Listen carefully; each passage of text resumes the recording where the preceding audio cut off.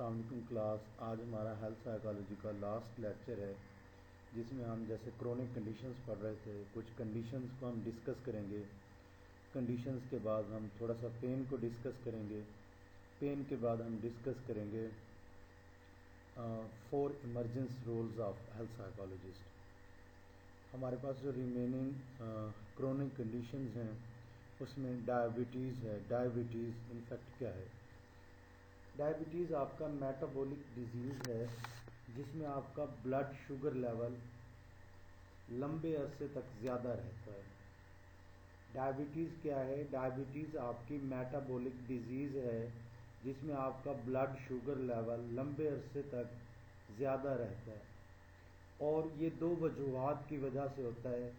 या तो आपका पेंक्रियास जो है ना इंसुलिन प्रोड्यूस नहीं कर रहा होता, या जो प्रोड्यूस्ड इंसुलिन है वो आपकी बॉडी सही तरीके से रिस्पॉन्ड नहीं कर रही होती। अब जब इंसुलिन प्रोड्यूस नहीं होगा तो शुगर लेवल इंक्रीज कर जाएगा, क्योंकि शुगर लेवल को मेंटेन करने के लिए इंसुलिन काम आती है। या जो प्रोड्यूस्ड इंसुलिन है, जब आपकी बॉडी सही तरीके से अप्रोप्रिएट वे में उसे रिस्पॉन्ड नहीं करेगी तब भी आपका बॉडी शुगर लेवल इंक्रीज हो जाएगा। और जब आपका ब्लड शुगर लेवल इंक्रीज रहे प्रोलॉन्ग टाइम पीरियड तक तो उसे हम डायबिटीज़ कहते हैं। अब डायबिटीज़ की डिफरेंट टाइप्स हैं, वो देखते हैं।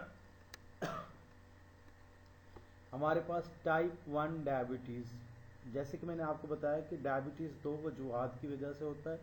या तो आपका पेंक्रियास जो है ना इंसुलिन प्रोड्यूस ना कर रहा हो, या जो प्रोड्यूस्ड इंसुलिन है वो सही तरीके से आपकी बॉडी यूटिलाइज ना कर रही हो। अगर आपका पेंक्रियास इंसुलिन प्रोड्यूस इनफ नहीं कर रहा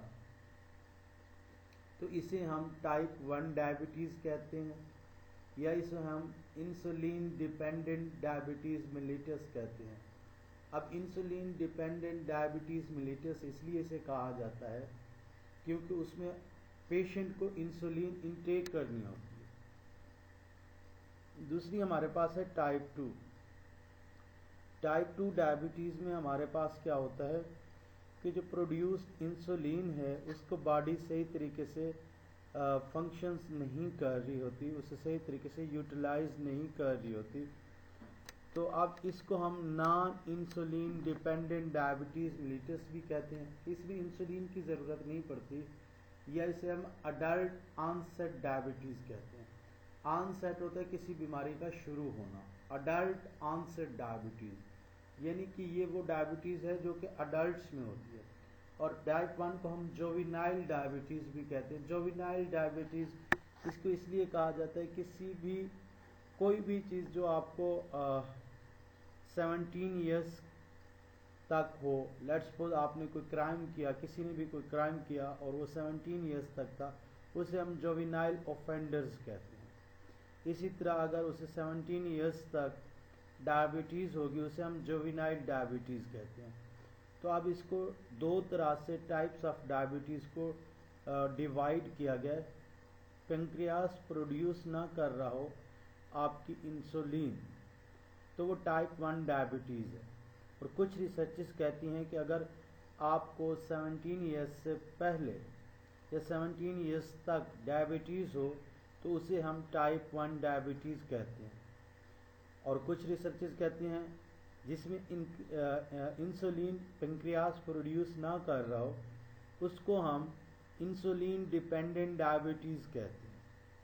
दूसरी आपके पास क्या है, जब इंसुलिन प्रोड्यूस हो रही है तो उसको आप, लेकिन आपकी बॉडी सही तरीके से उसे यूटिलाइज नहीं कर रही, उसको हम टाइप 2 डायबिटीज़ कहते हैं। Type 2 diabetes.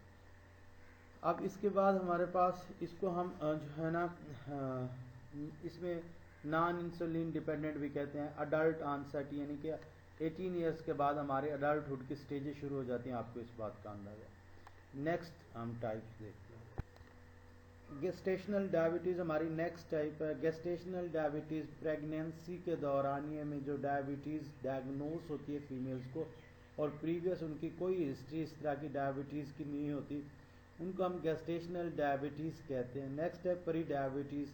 प्री डायबिटीज़ हमारे पास एक ऐसी स्टेज है जिसमें इतना इनफ सिम्टम्स नहीं होती कि हम डायबिटीज़ का डायग्नोसिस दे सकें, लेकिन उसमें blood sugar level abnormally high रहता है। Blood sugar level just abnormally high रहता है, लेकिन उसमें बाकी सिम्टम्स जो हम आगे पढ़ेंगे चेकलिस्ट सिम्टम की, वो नहीं शो होती, इसलिए इसे हम प्री डायबिटीज़ कहते हैं। हमने डायबिटीज़ की डेफिनेशन देखी, डायबिटीज़ की डेफिनेशन के बाद 4 टाइप्स देखी, टाइप 1, टाइप 2, गेस्टेशनल डायबिटीज़ और प्री डायबिटीज़। प्रेवलेंस कितनी है? वर्ल्ड वाइड जो है ना 415 मिलियन लोगों को और डायबिटीज़ डायग्नोस्ड है, 2015 के फिगर हैं, और जस्ट उसमें से 7 मिलियन जो है ना पाकिस्तानी जो है ना लोगों को डायबिटीज़ डायग्नोस है। ये फैक्ट्स एंड फिगर्स हैं, इसमें कोई कंसेप्चुअल बात नहीं है।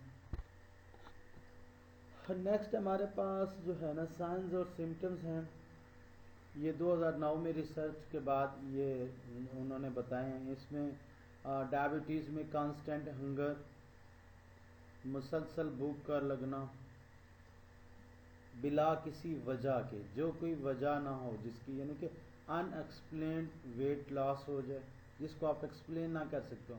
लेट्स सपोज आपने डाइटिंग की, आप अपने वेट लॉस को एक्सप्लेन कर रहे हैं, अल्लाह ना करे किसी को कोई और क्रोनिक कंडीशन थी, वेट लॉस हो गया, तो अब वो अपने वेट को एक्सप्लेन कर रहे हैं। बाज़ औक़ात क्या होता है अनएक्सप्लेन्ड वेट लॉस, उसके बाद वेट गेन, ये भी अनएक्सप्लेन्ड वेट गेन होता है, और प्यास का बहुत ज़्यादा लगना, एक्सेसिव यूरिनेशन होना, फ्लू लाइक सिम्टम्स लाइक उसमें वीकनेस और फटीग के सिम्टम्स होना, ब्लड वीन होना, स्लो हीलिंग ऑफ कट्स होना, टिंगलिंग और loss of feeling in hands and feet. बाज़ औक़ात हाथ और पाँव में जो है ना पाँव का सुन्न हो जाना, उन्हें हम टिंगलिंग कहते हैं।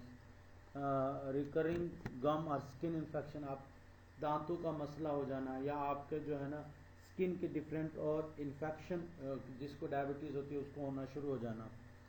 वेजाइनल और ब्लैडर इन्फेक्शन, वेजाइनल और ब्लैडर इन्फेक्शन होना शुरू हो जाना, ये साइंस एंड सिम्टम्स हैं हमारे पास डायबिटीज़ की। उसके बाद हमारे पास अब risk factor for diabetes. Risk factor का मतलब है वो कौन सी चीज़ें हैं जो डायबिटीज़ की तरफ लीड करती हैं। पॉजिटिव फैमिली हिस्ट्री अगर डायबिटीज़ की है तो ये एक बहुत बड़ा रिस्क फैक्टर है। एज 35 से ज़्यादा है तो ये एक रिस्क फैक्टर है। आप ओवरवेट या ओबीज हैं तो आप रिस्क पे हैं डायबिटीज़ के। या आपकी वेस्ट 19 सेंटीमीटर मेल की और 18 सेंटीमीटर फीमेल की अगर वेस्ट है तो वो भी डायबिटीज़ का वल्नरेबल है। हाइपरटेंशन है, रिसेंट वेट गेन है, सेडेंट्री लाइफस्टाइल है, ये सारी चीज़ें आपको डायबिटीज़ के रिस्क फैक्टर्स हैं। जिन लोगों को ये चीज़ें अगर एक शख्स की एज 35 साल से ज़्यादा है, वो ओवरवेट है या ओबीज है और उसकी वेस्ट भी, वो मेल है और उसकी वेस्ट 19 सेंटीमीटर से ज़्यादा है और वो हाइपरटेंशन का मरीज़ है और उसका लाइफस्टाइल बिल्कुल फिज़िकल एक्टिविटी नहीं है, तो डायबिटीज़ के मैक्सिमम चांसेस हैं कि उस बंदे को डायबिटीज़ हो जाएगी। सेडेंट्री लाइफस्टाइल का मतलब होता है कि निकम्मा निकट्ठू, कोई भी फिज़िकल एक्टिविटी नहीं है, ऑफिस आवर्स के बाद मूवी देखता है या कुछ इस तरह के काम करते हैं जिसमें फ़िज़िकल एक्सर्शन नहीं होती, उसको हम कहते हैं सेडेंट्री लाइफस्टाइल। हमारे पास डायबिटीज़ में हमने अभी डायबिटीज़ को एंड किया। हमारे पास नेक्स्ट है HIV एंड एड्स। HIV और एड्स क्या है, अब हम नेक्स्ट डिजीज़ के बारे में पढ़ेंगे, HIV और एड्स। HIV हमारे पास एक वायरस है जो कि हमारे इम्यून सिस्टम को अटैक करता है, जो कि हमारा इम्यून सिस्टम क्या है, हमारा नेचुरल बॉडी डिफेंस मैकेनिज्म है। इम्यून सिस्टम हमें एक्सटर्नल जो अटैक्स होते हैं उनसे हमें महफूज रखता है।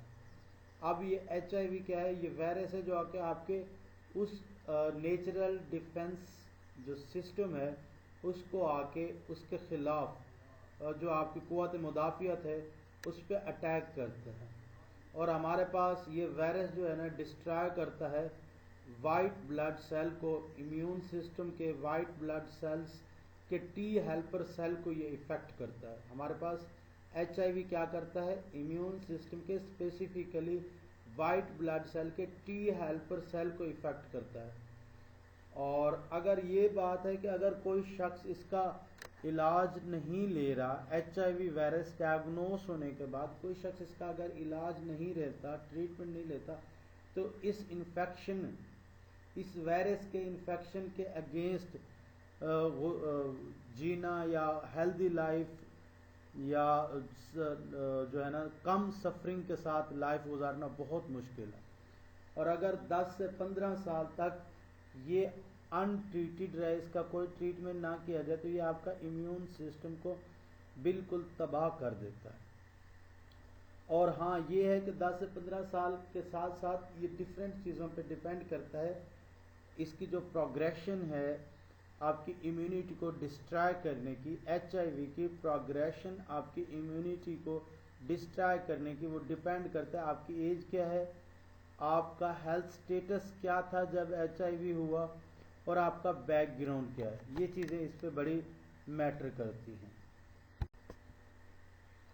कुछ फैक्ट्स हैं। HIV जो है ना स्टैंड करता है ह्यूमन इम्यूनो डेफिशिएंसी वायरस, और ये जितना आप किसी को भी HIV डायग्नोस हो और वो उतना जल्दी ट्रीटमेंट शुरू कर दे, तो वो लॉन्ग टर्म हेल्थ, जो बेटर हेल्थ है, उसको थोड़ा बहुत इंजॉय कर सकता है। अदरवाइज नहीं तो मैंने आपको बताया 10 से 15 साल मैक्सिमम, उसके बाद आपकी जिसको भी ये होता है उसकी पेशेंट की इम्यूनिटी डिस्ट्रॉय हो जाती है। अब ये जो है ना एक इस पे बड़ी कॉमन ऑब्जर्वेशन है। अक्सर जो है ना स्टीरियोटिपिकली कोई आप HIV पेशेंट का इंटरव्यू देख रहे हो तो आपको लगता है कि शायद ये कम्युनिकेबल डिजीज़ है और टच से भी शायद कम्युनिकेट हो जाती है, जिस तरह आजकल कोरोना का इशू हुआ है। तो ये कम्युनिकेबल डिजीज़ है, लेकिन ये टच या स्लाइवे से एक्सचेंज नहीं होती। ये सीमन में मौजूद होती है, ब्लड में मौजूद होती है, वेजाइना के अंदर मौजूद होती है, एनल फ्लूइड के अंदर। तो अब ये वेजाइना और एनल फ्लूइड के अंदर, ब्रेस्ट मिल्क के अंदर, अब माँ का दूध पीने, अगर किसी को HIV है तो वो बच्चे को दूध ना दे, नहीं तो लेट्स सपोज अगर उसे HIV बच्चे की पैदाइश के बाद डायग्नोस हुआ है तो बच्चे को दूध ना दे, वरना बच्चे को अगर नहीं भी है तो हो जाएगा। अब अगर किसी को HIV है, इधर वो मेल है या फीमेल है, उसके साथ सेक्सुअल रिलेशनशिप मेंटेन करने के लिए उसे सेफ सेक्स के जो रिकमेंडेशंस हैं उनको फॉलो करने चाहिए, क्योंकि मेल के सीमन के अंदर और वेजाइनल और एनल फ्लूइड के अंदर ये ट्रांसमिट हो सकता है। और जिनको HIV होता है उनका ब्लड डोनेट नहीं किया जा सकता किसी को भी। अब इसके लिए मैंने आपको बताया कि प्रिकॉशनरी मेजर्स में कंडम्स का इस्तेमाल करना चाहिए, क्योंकि HIV और अदर सेक्सुअली ट्रांसमिटेड इन्फेक्शन से बचा जा सकता है अगर सेफ सेक्स की तरफ ये जो है ना जो रिकमेंडेशंस हैं उनको फॉलो किया जाए। और दूसरा, अब क्योंकि अब इसने या तो सेक्स के ज़रिए होना है या तो इसने इंजेक्शन के ज़रिए। अब इंजेक्शन क्योंकि डॉक्टर्स वगैरह तक काफ़ी जो है ना रहनुमाई पहुंच चुकी है, तो वो मेरे ख्याल में वो एक सिरेंज मल्टीपल पेशेंट पे नहीं यूज़ करते। अब सिरेंज कौन यूज़ करते हैं, ये जो हमारे जिनको हम नशाई या ड्रग एडिक्टेड कहते हैं, तो अब वो अफोर्ड नहीं कर सकते एक सिरेंज के साथ मल्टीपल पर्सन जो है ना ड्रग ले रहे होते हैं। तो उनको भी चाहिए कि वो ड्रग इंजेक्ट करते हुए जो है ना, पहले तो करनी नहीं चाहिए। अगर वो इस तरह के किसी बुरी चीज़ में इन्वॉल्व भी हैं तो उनको प्रिकॉशनरी मेजर्स लेने चाहिए। अब आपको मालूमात के लिए मैं दोबारा रिपीट करता हूँ कि HIV ट्रांसमिट होने के दो बड़ी रीज़न हैं। या तो आपको कोई ब्लड का किसी भी पेशेंट जिसको HIV है उसके ब्लड की कोई जो है ना चीज़ जैसे सिरेंज है या कोई और चीज़ दूसरे पर्सन को लगे तो HIV ट्रांसमिट होने के जरूर चांसेस हैं। दूसरा, अगर वो शख्स जो है ना सेफ सेक्स प्रोसीजर या रिकमेंडेशंस को फॉलो नहीं करता, तब भी उसे जो है ना HIV वायरस इन्फेक्शन ट्रांसमिट होने के ज़्यादा चांसेस हैं। अब एड्स क्या है? HIV के बारे में हमने पढ़ा, एड्स क्या है? एड्स दरअसल HIV की लास्ट स्टेज है, जब इन्फेक्शन जो है ना एडवांस हो जाता है और उसका ट्रीटमेंट नहीं होता, और यानी कि बहुत कम होता है कि एड्स का ट्रीटमेंट। अगर HIV में आप ट्रीटमेंट प्लान्स पेशेंट को रिकमेंड कर दें या जो स्पेशलिस्ट डॉक्टर हैं वो रिकमेंड कर दें, तो ज़्यादा चांसेस हैं कि उनकी इम्यूनिटी कम डिस्ट्रॉय हो। अब जब HIV इतना डिस्ट्रॉय कर देता है कि आपकी इम्यूनिटी और HIV लास्ट स्टेज पे आ जाता है, जब HIV की लास्ट स्टेज होती है उसे हम एड्स कहते हैं। एड्स क्या है? वायरस नहीं है। एड्स जो है ना एब्रीविएशन है acquired immune deficiency syndrome. Syndrome आपको पहले भी सुना हुआ हो शायद। सिंड्रोम कहते हैं किसी भी सिमिलर मल्टीपल सिम्टम्स अगर हों तो उसे हम सिंड्रोम कहते हैं।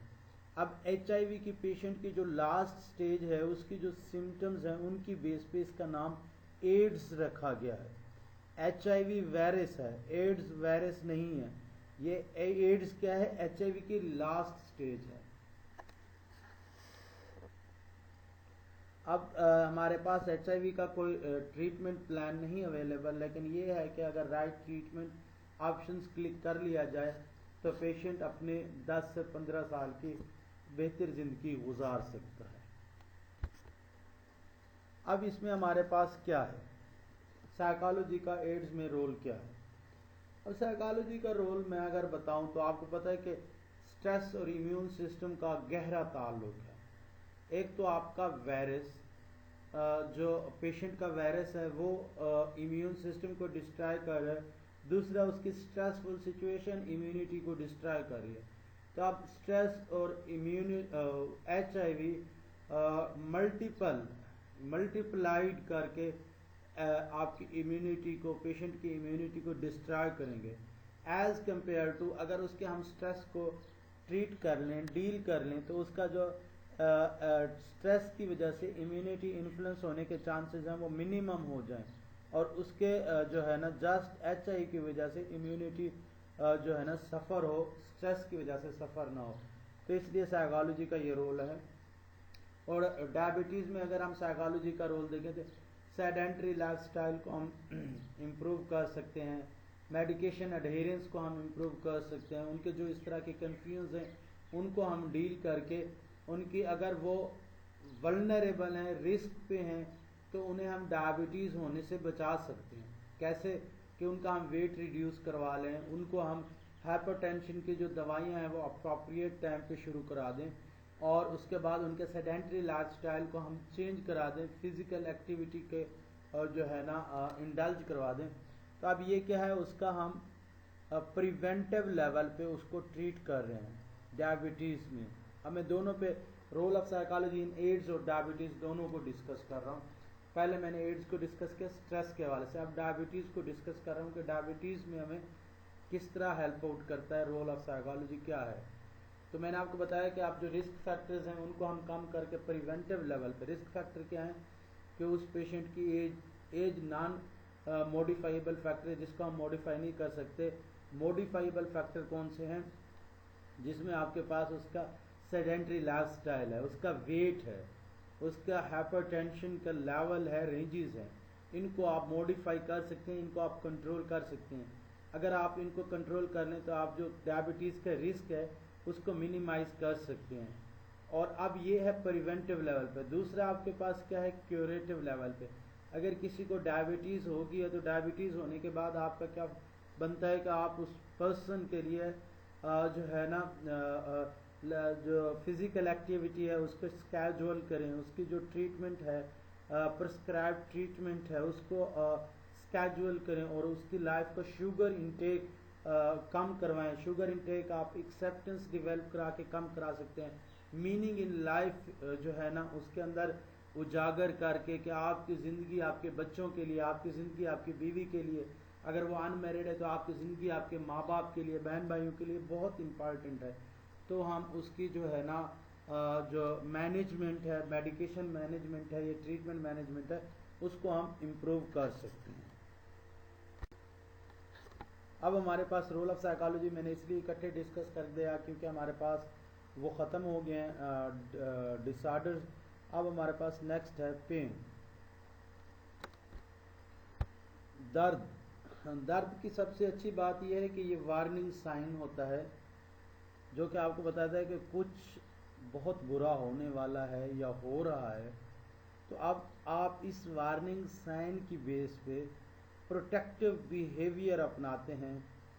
जैसे कि अगर किसी की टांग में, बाजू में है तो आप मूव करना बंद कर देते हैं। अगर आप मूव करते रहें तो अगर वो फ्रैक्चर था तो वो कोई हल्का फुल्की चोट थी तो वो जो है ना इन्फेक्शन इंक्रीज़ कर सकता है। अगर कोई छोटी मोटी हड्डी टूटी थी तो मूवमेंट से ज़्यादा हो सकती है। इसलिए पेन जो है ना ये ब्लेसिंग भी है अप टू सम हाउ। अगर कुछ बियरेबल है, अगर अनबियरेबल है तो ज़हरी बात है, ये एक कर्स है, लेकिन ये एक ब्लेसिंग है। किस तरह ब्लेसिंग है? ये एक वार्निंग साइन है जो कि आपको बताता है, प्रोटेक्टिव बिहेवियर की तरफ आपको लीड करता है। और उसके बाद पेन आपका हेल्प सीकिंग बिहेवियर को जो है ना ट्रिगर करता है। अब आपको पेन हो रहा है तो आप हेल्प सीख करते हैं। आपने देखा होगा, अगर आपने कभी हॉस्पिटल विजिट किया तो किसी को अगर पेन हो रहा हो तो वो अपने हाथ से इशारा करता है जैसे कि ही और she is unable to move. तो ये हेल्प सीकिंग बिहेवियर भी है। और इसको अक्सर बायोमेडिकल कंसेप्ट के थ्रू देखा जाता है कि जो पेन है ये जस्ट बियोलॉजिकल रीजंस की वजह से होता है, इसमें साइकोलॉजिकल रीज़न का कोई रोल नहीं है। आगे हम देखते हैं कि और इसमें कोई साइकोलॉजी का रोल है या नहीं। अब ये कहते हैं कि पेन जो है ना फियर और एंजाइटी, मैंने आपको बताया हुआ है कि बायोमेडिकल मॉडल का जो कंसेप्ट है वो क्या कहते थे, role of psychology in health and illness. वो कहते थे कि जो साइकोलॉजिकल कोई भी साइकोलॉजिकल काज नहीं हो सकता किसी फिजिकल कंडीशन में। हाँ, साइकोलॉजिकल कंसीक्वेंस हो सकते हैं किसी भी फिजिकल कंडीशन से। यानी कि इनका मानना ये था कि किसी भी मेंटल हेल्थ प्रॉब्लम से या साइकोलॉजिकल प्रॉब्लम से कोई बीमारी नहीं लग सकती। हाँ, बीमारी लगने के बाद कोई मेंटल हेल्थ प्रॉब्लम्स या साइकोलॉजिकल प्रॉब्लम्स हो सकते हैं।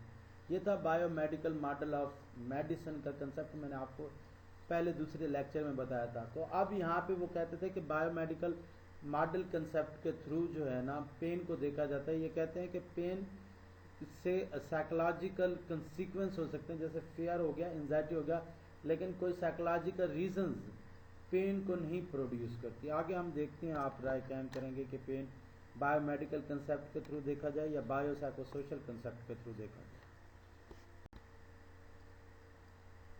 अब कैसे, मैं अगर कहूँ कि कैसे हम मान लें कि साइकोलॉजी का रोल है या जो है ना साइकोलॉजी कंट्रीब्यूट करती है। अगर आप देखें तो पेन जो है ना, अगर दो लोगों के सेम टिश्यू डैमेज हुए हैं तो दोनों का जो पेनफुल सेंसेशन और रिस्पॉन्सेज हैं दोनों की डिफरेंट होंगी। अगर दो लोगों को सेम टिश्यू डैमेज हुआ है लेकिन वो क्या होंगे, डिफर होंगे अपने जो है ना सेंसेशन और पेनफुल रिस्पॉन्सेस के बेस पे। इसलिए साइकोलॉजी अपना रोल प्ले करती है इसमें पेन। अब पेन गेट थ्योरी है। अब हम ये देखते हैं कि जब किसी भी शख्स को पेन होता है तो वो पेन गेट थ्योरी बताती है कि पेन के गेट्स ओपन हो जाते हैं। और अब उसमें दो चीज़ें हैं, जब पेन हो रहा है तो आपके गेट्स ओपन हो जाते हैं। दूसरी बात है अब वो गेट्स क्लोज किस तरह होते हैं। सबसे पहले यह कि वो गेट ओपन कौन कौन से फैक्टर्स की वजह से होते हैं। वो 3 फैक्टर्स की वजह से होते हैं, फिजिकल फैक्टर्स, इमोशनल फैक्टर और बिहेवियरल फैक्टर। फिजिकल फैक्टर क्या है कि आपको या तो कोई इंजरी हो जाए या कोई आपके लार्ज फाइबर्स वगैरह एक्टिवेट हो जाएं, ये एक फिजिकल फैक्टर है जो आपकी जो है ना पेन गेट्स को ओपन करता है। इमोशनल फैक्टर क्या है? एंजाइटी है, वरी है, टेंशन है और डिप्रेशन है, ये भी आपके पेन गेट्स को ओपन करते हैं। इसलिए एंजाइटी, वरी, टेंशन और डिप्रेशन से आपको साइकोलॉजिकल पेन होता है। बिहेवियरल फैक्टर्स कौन से हैं कि आप जस्ट एक चीज़ पेन या बोर्डम के ऊपर फोकस्ड हों तब भी आपके पेन गेट ओपन हो जाते हैं, तो उसका भी आप इमोशनली पेन फील करते हैं। अब हम इन गेट्स को कैसे ओपन करते हैं, क्लोज करते हैं? फिजिकल फैक्टर, हम या तो कोई जो है ना मेडिकेशन देते हैं पेन की, या दूसरा ये है कि आप कोई बड़े पेन की जो सेंसेशन है उसको कम या ख़त्म करने के लिए कुछ छोटा पेन बॉडी पे दे देते हैं, और वो भी आपके पेन गेट को बंद कर देता है। इमोशनल फैक्टर्स, अब जो वो फैक्टर्स थे उनके उलट होंगे, वहाँ पे एंजाइटी, वरी और टेंशन था जो गेट्स को ओपन करते थे। अब गेट्स को क्लोज करने के लिए आपको हैप्पीनेस, ऑप्टिमिज्म और रिलैक्सेशन होगी। बिहेवियरल फैक्टर्स क्या हैं? आप कंसंट्रेट करेंगे, डिस्ट्रैक्शन करेंगे, involvement in other activities to close the pain gates, ताकि आपके पेन गेट क्लोज हों। पेन गेट क्या है कि आपकी जो पेन की सेंसेशन है उसके गेट्स हैं। जैसे ही आपको फिजिकल, इमोशनल या बिहेवियरल फैक्टर इस तरह के होते हैं तो वो गेट्स ओपन हो जाते हैं। जब आप उनके उलट काम करते हैं तो वो पेन की जो सेंसेशन के गेट हैं वो क्लोज हो जाते हैं। हाँ, नेक्स्ट हमारा टॉपिक है coping with end of life, bereavement and dying. अब इसमें हमारे पास जो है ना डिफरेंट मेडिकल रिलेटेड पर्सन्स हैं जिन्होंने सेहत और बीमारी का शुरू से इलाज किया है। उन्हें मेडिकल डॉक्टर्स हैं, नर्सेज हैं, सोशल वर्कर्स हैं, फेथ हीलर्स हैं, जैसे हमारे हजरात, मौलाना हजरात, पीर, इस तरह के हैं। हर रिलीजन में इस तरह के फेथ हीलर्स हैं जिन्होंने बड़ा रोल प्ले किया है लोगों की सेहत के लिए, या उनके जब वो लोग मौत के करीब पहुंचते हैं। तो आपने अक्सर, आपकी कॉमन ऑब्जर्वेशन होगी रिश्तेदारों में, लव्ड वन में, जब डेथ के करीब होते हैं तो अक्सर इन डॉक्टर्स वगैरह से गुजर जाने के बाद फेथ हीलर के पास लोग पहुंच जाते हैं। अब साइकोलॉजिस्ट का, लेकिन अब जो रिसेंट है वो साइकोलॉजिस्ट का रोल प्ले, साइकोलॉजिस्ट अपना रोल प्ले करें, जिसको दो नाम दिए जाते हैं। या तो उसे कहा जाता है गुड डेथ, अच्छी मौत, या लीस्ट वर्स्ट डेथ, यानी कि कम बुरी मौत। अब यहाँ पे हेल्थ साइकोलॉजिस्ट क्या करते हैं? हेल्थ साइकोलॉजिस्ट रोल प्ले कर रहे हैं कि जो लोग मरने के करीब होते हैं उनकी गुड डेथ या लीस्ट वर्स्ट डेथ को उन्हें काम किया जाता है। अब जो मरने के करीब होते हैं उन्हें हम एंड ऑफ लाइफ कहते हैं। अब एंड ऑफ लाइफ क्या है? एंड ऑफ लाइफ एक डिफाइंड पीरियड है जिसमें अगर 6 माह के अंदर पेशेंट एक्सपायर हो जाए तो उसका जो केयर प्रोवाइडर है, हेल्थ केयर प्रोवाइडर है, वो सरप्राइज ना हो, उसे हम कहते हैं एक्सपेक्टेड डेथ, और उसे हम कहते हैं एंड ऑफ लाइफ। अब इसी को मैं कहता है, it is a time when psychologist can treat depression, anxiety associated with pending death, offer grief counselling, help people understand confusing medical terms and help provide care for the dying and their loved one। अब वो क्या करता है health psychologist? Depression को treat करता है, anxiety को treat करता है जो पेंडिंग डेथ के साथ होती है, ग्रीफ काउंसलिंग प्रोवाइड करता है, और कंफ्यूज्ड अगर मेडिकल टर्म्स हैं उन लोगों को अंडरस्टैंड करने में आसानी पैदा करता है, और प्रोवाइड, जो मरने वाला होता है और उसके लव्ड वन को केयर प्रोवाइड करता है। मरने वाला और मरने वाले के लव्ड वन, जो उसके पीछे, जिनको हम आम फैम अल्फाज में लवाहिकीन कहते हैं, तो लवाहिकीन और जो मर रहा होता है उसके साथ जो है ना हेल्थ साइकोलॉजिस्ट काम करते हैं। अब साइकोलॉजिस्ट जो है ना ऑलरेडी ट्रेंड होते हैं मेंटल हेल्थ ट्रीटमेंट में, जैसे कि हमने पढ़ा है health psychologist heart disease, cancer, AIDS और क्रोनिक पेन। डेमेंशिया हमने नहीं पढ़ा क्योंकि वो प्रॉपर हेल्थ की डिग्री में हम पढ़ते हैं। अब साइकोलॉजिकल इंटरवेंशन इन लोगों के लिए क्या है? डिप्रेशन मैंने आपको पहले बताया, एंजाइटी, स्ट्रेस, पेन मैनेजमेंट। अक्सर जो एंड ऑफ लाइफ डेज होते हैं वो पेनफुल होते हैं फिजिकली, इमोशनली और बिहेवियरली। तो इसलिए बिहेवियरली इसलिए होता है क्योंकि ओनली फोकस्ड होते हैं वो उस चीज़ पे। इमोशनली डिप्रेशन भी होती है, सैडनेस भी होती है, वरी भी होते हैं वो लोग, इसलिए इमोशनली भी पेन होता है, और फिज़िकली उनको किसी भी कंडीशन की वजह से। तो अब वो पेन मैनेजमेंट में हेल्प आउट करते हैं, रिलैक्सेशन ट्रेनिंग्स कराते हैं, और फैमिली और ग्रुप साइकोथेरेपी कराते हैं। अब ये हेल्थ साइकोलॉजिस्ट हैं जो कि ट्रेंड होते हैं इन चीज़ों में।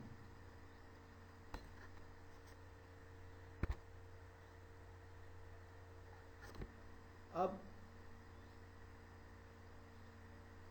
इसमें अगर आप नाम भी देखें तो कोई इतनी इम्पोर्टेंट चीज़ नहीं है। आगे हम देखते हैं कि कौन कौन से इमर्जिंग रोल। हाँ, एंड ऑफ लाइफ इश्यूज कौन से हैं? एंड ऑफ लाइफ इश्यूज जो है ना, जिनके साथ हेल्थ साइकोलॉजिस्ट डील करता है, वो 4 टाइम पीरियड्स हैं जिनमें हेल्थ साइकोलॉजिस्ट डील करता है। बिफोर इलनेस स्ट्राइक्स, एक शख्स जो रिस्क पे है उसके साथ काम करे। After illness is diagnosed and treatment begin, illness diagnose हो गया और ट्रीटमेंट शुरू हो गया। During advanced illness and the dying person, आप इलनेस एडवांस हो गया यानी बढ़ चुकी है और उस मरने वाले शख्स के साथ काम करते हैं वो। After the death of patient with bereaved survivors, अब इसमें हमारे पास ये होता है कि जब उस पर्सन की डेथ हो जाती है, जो पेशेंट है, जो टारगेटेड पर्सन है, उसके लाउड वन के साथ भी हेल्थ साइकोलॉजिस्ट काम करते हैं, उसे हम ब्रीव सर्वाइवर्स कहते हैं। अब प्रैक्टिकली हमारे पास 4 रोल्स हैं हेल्थ साइकोलॉजिस्ट के लिए। पहला है क्लिनिकल रोल। अब क्लिनिकल रोल में क्या करता है? एक तो मैंने आपको बताया हुआ, इतनी हमने डिटेल में पूरे कोर्स में पढ़ा है, जो क्रोनिक कंडीशंस है वो सारी चीज़ें। हम साइकोलॉजिस्ट जो है ना, केयर गिवर और फैमिली मेम्बर्स के साथ भी काम करता है। अब मेरे ख्याल में जब एंड ऑफ लाइफ डेज होते हैं तो पेशेंट के साथ साथ ज़्यादा फोकस केयर गिवर्स पे भी होता है, इसलिए हेल्थ साइकोलॉजिस्ट केयर गिवर पे काम करता है। अब बड़ी इंटरेस्टिंग बात है, वो क्या काम करता है उनके साथ? उनको बताता है कि आपने फैसिलिटेटिंग इमोशनल एक्सप्रेशन देने हैं और आपने किस तरह अच्छा लिसनर बनना है उस शख्स के लिए जो मर रहा है। ये नहीं है कि वो मर रहा है तो आप उसे सुनाई जाएं कि आपकी वो फलां गलती फलां गलती फलां गलती, कि वो मरते दम तक गिल्ट में रहे। आपको मरते हुए शख्स के साथ बैठने के लिए आपको गुड लिसनर होना चाहिए और आपको अपने इमोशनल एक्सप्रेशन को फैसिलिटेटिंग बनाना चाहिए, इरिटेटिंग बनाने की बजाय। कि आप ये ना हो कि आप उस जो है ना, कोई भी पर्सन जिसके लव्ड वन की डेथ होने वाली वो उसके सामने चीखो पुकार करके कह रहा हो कि आपके बाद हमारा क्या बनेगा, तो वो ज़्यादा पेनफुल होगा एज़ कम्पेयर टू कि वो उसे facilitating expression, emotional expression, verbal expression दे। एजुकेशन और ट्रेनिंग रूल्स, जिस तरह मैं हूँ या मेरे जो टीचर्स थे जिन्होंने मुझे हेल्थ साइकोलॉजी में ट्रेन किया, ये उनका एजुकेशन और ट्रेनिंग रोल है कि हेल्थ साइकोलॉजिस्ट बनने के बाद वो लोगों को एजुकेट कर रहे हैं और ट्रेनिंग प्रोवाइड कर रहे हैं। और उसके अलावा जो है ना